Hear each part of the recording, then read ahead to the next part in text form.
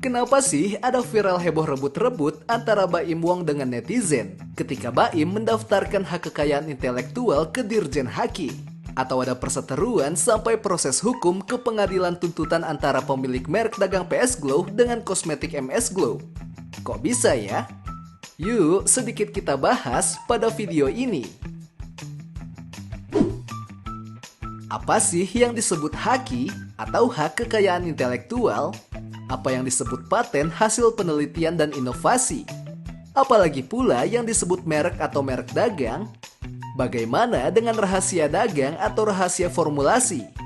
Nah, mari kita bahas di video YouTube Bapak Dr. Reza Yuridian Purwoko, dokter spesialis kulit dan kelamin, yang telah banyak berpengalaman hingga sekarang sebagai konsultan riset dan development atau R&D di berbagai perusahaan terkemuka, tidak hanya di Indonesia, bahkan beberapa kali dipercaya perusahaan luar negeri, Spanyol, Prancis, Korea, dan lain-lain. Ini ada foto Bapak Dr. Reza bersama pendiri lebih dari 400-an cabang apotek K24 Group di Indonesia yang terkenal itu. Foto bersama keluarga owner grup Mustika Ratu. Foto bersama pemilik Wardah Kosmetik yang hebat itu penjualan, riset, dan inovasinya. Foto bersama beberapa owner puluhan cabang klinik kecantikan sebagai konsultan dan sebagainya. Beliau sangat bisa menjelaskan dengan sederhana supaya teman-teman lebih mudah paham ya. Tapi jangan lupa di follow, subscribe, dan bunyikan loncengnya dulu ya. Nah, seringkali banyak orang bertanya, Dr. Reza, ini saya mau patenin merek kosmetik saya. Hah? Kok merek dipatenin? Dipateni dalam bahasa Jawa itu kan diendutin alias dimatiin. Salah ya, kalau merek dagang atau merek produk, merek klinik kecantikan itu bukan paten, itu nama dari produk kita. Misalnya kita mau namakan suatu krim pagi dengan merek Mawar, maka itu adalah nama dagang atau merek krim pagi tersebut yang orang lain tidak boleh memakainya untuk produk pada kelas serupa.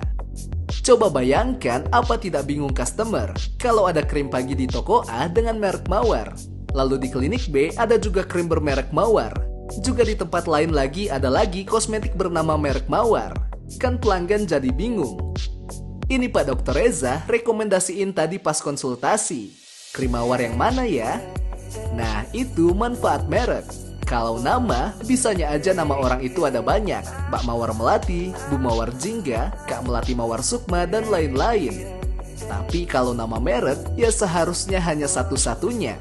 Tidak bisa ada nama yang sama, supaya masyarakat tidak jadi bingung ya. Jadi sebenarnya, merek PS Glow atau MS Glow yang benar Pak Dr. Reza, kok ada kosmetik yang saling sampai tuntut-menuntut dalam jumlah besar memperebutkan nama merek dagang?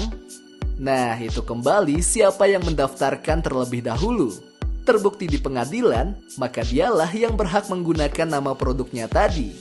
Apakah MS Glow duluan atau PS Glow yang terdaftar lebih dulu? Biar hukum yang menentukan. Dan juga harus diperhatikan benar atau tidaknya pendaftaran merek tersebut. Merek tersebut apakah didaftarkan pada beberapa kelas atau tidak. Bisa saja krim paginya MS Glow daftar duluan, tapi krim malamnya si PS Glow yang lebih dulu daftar. Kalau ini klaimnya pada krim pagi, ya berarti si MS Glow yang menang.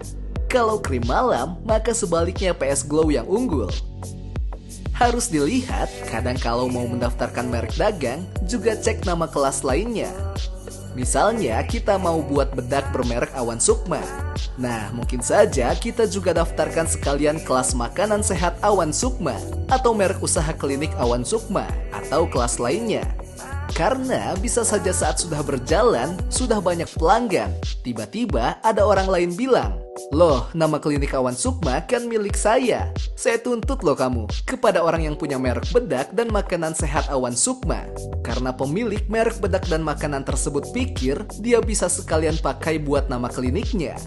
Padahal, ia harus juga didaftarkan kalau mau merek nama klinik tadi jadi miliknya. Supaya tidak setengah-setengah, nanti merek Awan Sukma yang sama bisa dipakai oleh orang lain untuk kelas produk yang berbeda lainnya. Iya kan? Nah, kalau paten itu apa dok? Jadi beda ya, paten dengan merek? Iya, benar. Itu adalah sesuatu yang berbeda. Paten itu menunjukkan suatu kebaharuan dari hasil riset dan inovasi. Paten diberikan kepada seorang penemu atau peneliti jika peneliti tadi berhasil menemukan suatu penemuan baru di bidang teknologi. Misalnya penemu gunting DNA manusia yang sampai dapat hadiah Nobel karena bayangkan tidak mudah loh memotong suatu yang kecil dan membawa dampak positif bagi pengembangan ilmu pengetahuan dan kedokteran. Kemungkinan penyakit-penyakit keturunan atau genetik yang dulu belum ditemukan obatnya dan menimbulkan sampai cacat pada janin maupun anak yang dilahirkan nanti bisa diobati dengan gunting genom DNA tadi. Canggih kan? Sehingga peneliti Prancis dan Amerika tadi layak diberikan paten penelitiannya. Apa sih manfaat paten buat peneliti? Sama tidak ya seperti merek dagang yang tadi, yang untuk kepentingan ke arah bisnis, serta komersialisasi pemasaran dan lain-lain? Ya kurang lebih sama-sama hak kekayaan intelektual atau haki, yang melindungi baik si pemilik merek produk maupun peneliti pemilik hasil riset yang dipatenkan tadi. Jangan salah loh, jadi peneliti juga bisa dapat uang buat jaminan hari tua. Kalau paten tadi jadi produk, dijual di pasaran dan bermanfaat buat masyarakat, tentu ada bagian semacam hak hadiah bagi peneliti yang sudah capek-capek meneliti hingga menjadi produk bagus. Peneliti akan dapat hak yang disebut royalti. Royalti bisa dihitung berdasarkan persen dari keuntungan. Ada sekian keuntungan penjualan, maka si peneliti bisa dapat loh. Ada peneliti di Indonesia, tiap tahunnya dapat keuntungan pasif income ini sampai miliaran loh. Yuk, semangat meneliti. Pak Dr. Reza sebagai peneliti ahli di Badan Riset dan Inovasi Nasional Indonesia akan siap sedia membantu teman-teman sekalian, bahkan juga perusahaan-perusahaan yang mau pengembangan produk hasil riset yang inovatif untuk selalu dapat berkompetisi dengan perusahaan lain secara sehat dalam mengikuti trending yang up to date terus. Tunggu apa lagi? Mari kita teliti dan menghasilkan paten bersama Pak Dr. Reza. Produk didaftarkan merek dagangnya, peneliti dapat royalti, mitra industri dapat hasil keuntungan penjualan produk tadi.